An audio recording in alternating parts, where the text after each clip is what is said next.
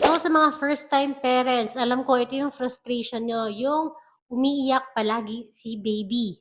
Ang tawag dyan ay incessant crying. So, madalas ito sa ER or madalas ito sa check-up kung ano ba yung gagawin. So, ito yung problem natin sa mga newborn. Hindi nila alam kung may masakit ba, ano yung gusto nila, dahil ang ginagawa lang nila is tulog, iyak, dede, pupu, wiwi. So, ano nga ba yung dahilan ng pag-iyak ni baby? Yung ano ha, yung talagang hindi mo na mawari kung ano yung gusto niya. Antok lang ba siya? Kadalasan, kabag yung sinisisi natin, yung tiyan niya masakit, no? So, i-discuss natin yan. Sa mga newborn, madalas, normal lang po ang pag-iyak. Yes, ang incessant crying or yung fussiness usually happens 20% among newborns. So, 2 out of 10 talagang nagkakaroon ng episode na hindi mo talaga sila makalma. At ano ang sinisisi natin madalas? Kabag or infantile colic. May hangin sa tiyan. Tandaan nyo na meron tayong tinatawag na rule of 3 sa infantile colic. Usually, 3 hours a day, umiiyak sila or more than that, 3 times a week or more than that, 3 linggo na ganun sila, at nagre-resolve naman ito kapag 3 to 4 months. So, nawawala din yung kabag. Ang excessive crying, kapag sumobra doon, pwede na siyang matawag na excessive crying. Pero wala din naman tayong gagawin. Kailangan lang natin siyang obserbahan.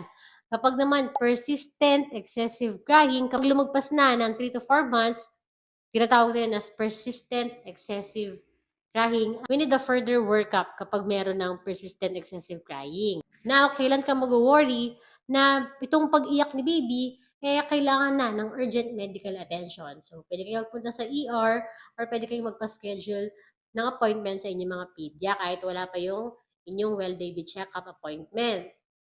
Number 1, kapag may ibang symptoms, umiiyak si baby na may iba kayo nakikitang kakaiba. Like, for example, may kasamang lagnat, tamlay, hindi dumedede, nagsusuka, nangingitim, lumalaki ang tiyan. Number 2, kapag may suspetsya kayo na trauma, ibig sabihin, baka may naipitan siyang ugat or may kumagat sa kanya or head trauma, no? Tinatawag natin baby shaken syndrome, nahulog siya. So, kung may suspect trauma, pwede nyo na siyang dalhin sa ER. And last, kung palagay mo, yung mga caretakers natin, especially mga mommies, ay pagod talaga. Normal ang pagod sa mga first-time parent, pero yung talagang extremely exhausted sa pagbabantay, no, overwhelmed, actually sa mga first-time parent nga ito nangyayari, kasi ang iniisip natin, yung kalagayan po ninyong dalawa, si baby at yung caretaker. So, pwede kayong mag-pa-assess sa inyong mga doktor. So, maliban sa kabag, no, dahil ito nga yung madalas na culprit sa pag-iyak ni baby, ano yung mga possible reason kung bakit nagkakaroon ng sudden onset? Yung biglaan na lang umiyak si baby. Tulog siya o kaya dumedi na siya, nakapagpalit na kayo ng diaper, and then bigla siyang umiyak. So, dito sa aking pag-research, may mga dahilan yan. So, pwedeng, number 1, incarcerated inguinal hernia, luslos. So, sa simpleng luslos na hindi naman incarcerated, hindi naman yan iiyak eh. Pero kapag naiipit na yung mga ugat-ugat dyan, medyo maitim-itim na, namumula, o kaya pag tinouch nyo yung kanyang singit ay mainit-init, yon baka incarcerated inguinal hernia na yon. So, pwede nyo siyang dalhin or magpa-check up sa doktor. Number 2, yung cause ng sudden onset na pag-iyak ay, number 2 is intussusception. So, nagdikit-dikit yung bituka. Ito nangyayari din to sa mga infant. Ang symptoms nun ay episodes na pag-iyak, tapos may episodes na okay siya. So, on and off na okay siya, tapos iiyak siya bigla. And then, yung tiyan niya, hindi yung tiyan, yung kanyang legs ay naka-flex siyang, dito lalagyan natin, naka-flex siyang ganyan. Kasi iniipit niya yung tiyan niya eh. And kapag titignan niya ng doktor, papalpate niya na parang meron siyang sausage-like mass dun sa abdomen.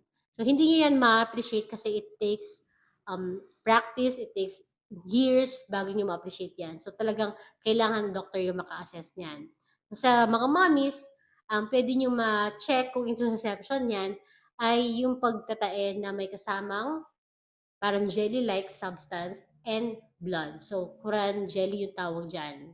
Malalagay ko dito. So, intussusception yan. Isa yan sa mga cause ng pag-iyak ni baby. Next is yung raised intracranial pressure. So, mataas ang pressure sa ulo. Saan nangyayari to? Example, sa mga may hydrocephalus.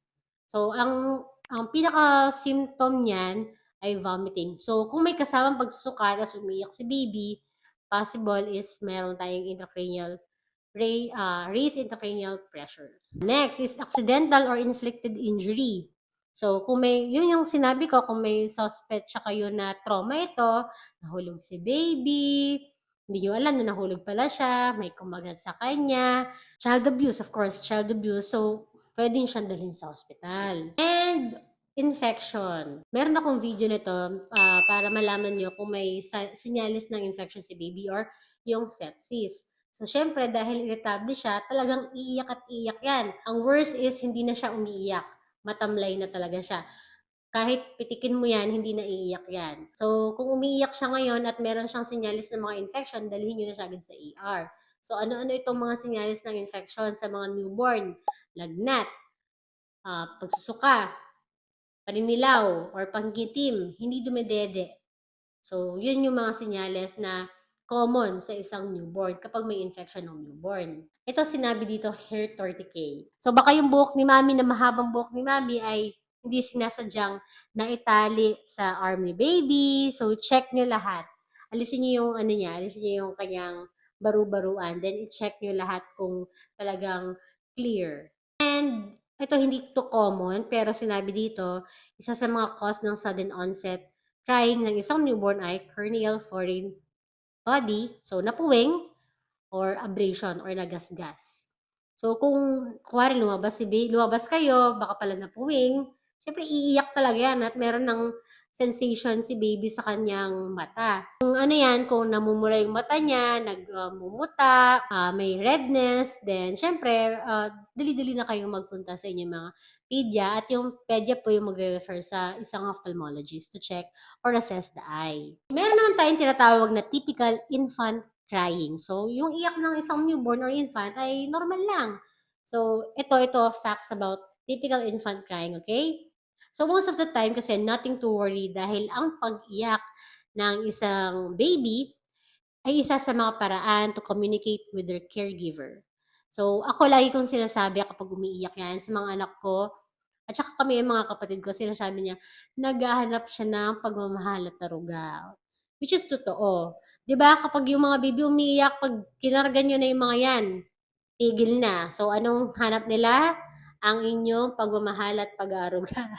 Yung inyong comfort, syempre. It is best understood as proximity-seeking communication. So, the expression of a need for physical and emotional closeness with the caregiver. So, kasi 'di ba galing sila sa bahay bata. Masikip dun eh. Tsaka comfort nila yon, yung nakaganito lang sila. So, dahil bagong labas sila sa mundo, lumabas po sila dyan. Kaya, yun yung hanap nila, yung kanilang mga magulang.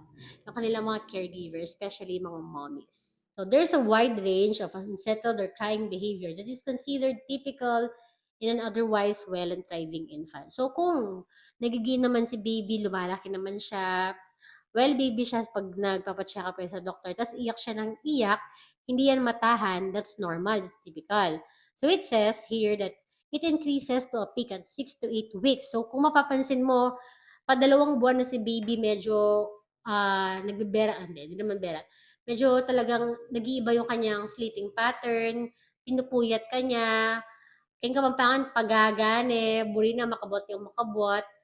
So ito, normal ito sa mga bata. And it improves by 3 to 4 months. Often worse in the late afternoon and evening. And usually naglalas yan oras talaga. Usually sabi ko nga 3 oras pwede. Hindi sila mapirme kahit sinasayaw-sayaw nyo or ilabas nyo pa yan. Talagang iiyak at iiyak yan dahil meron silang gusto na hindi natin alam. Night waking is normal for infants less than 12 months of age.